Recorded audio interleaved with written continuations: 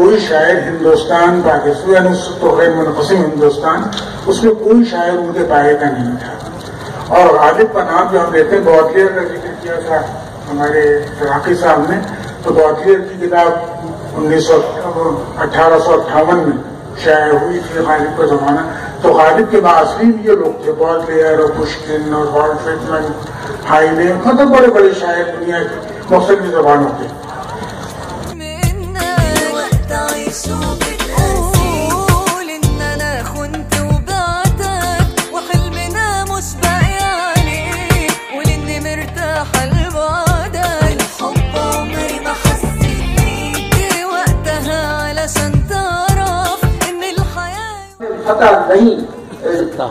پتہ نہیں چل سکتا کہ غالب اپنی زندگی کے مختلف ادوار میں کس طرح سوچتا ہے.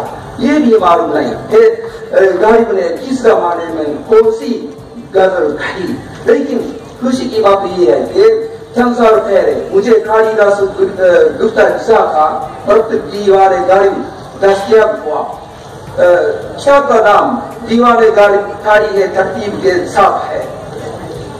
اس کتاب کے مطابق میں نے متداول دیوان غالب اور اپنے ترجمہ شدہ دیوان غالب کی سب غزلوں اور نظموں پر تاریخ لکھ دی.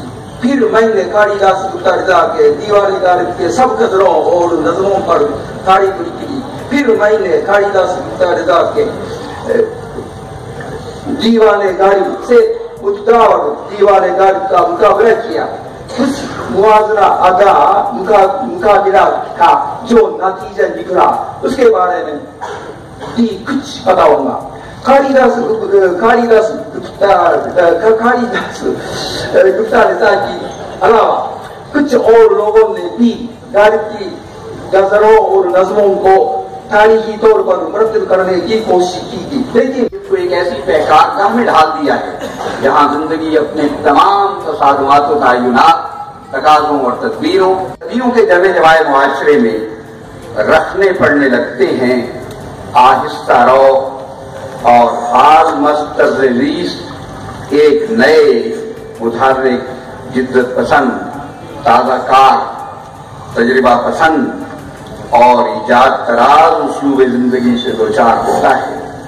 اور اس کے سنگم پر ہم غالب جیسی ہشت پہلو شخصیت سے متعارف ہوتے ہیں, جن کے یہاں ان کے بزرگوں کا شکستہ تیر قدم کا روپ دھار لیتا ہے. ابھی اشارہ کر رہی تھی زبیری صاحب, اور جن کی شخصیت اور جن کی شاعری میں ہمیں 19ویں صدی عیسوی کے بر عظیم اور بالخصوص مسلم ہندوستان کے تمام تمبجات اور تشنگیاں, نارسائیاں, شکست و ریخت اور تعمیر و تخریب کے مظاہر اپنے جملہ تنوعات کے ساتھ دکھائی دیتے ہیں.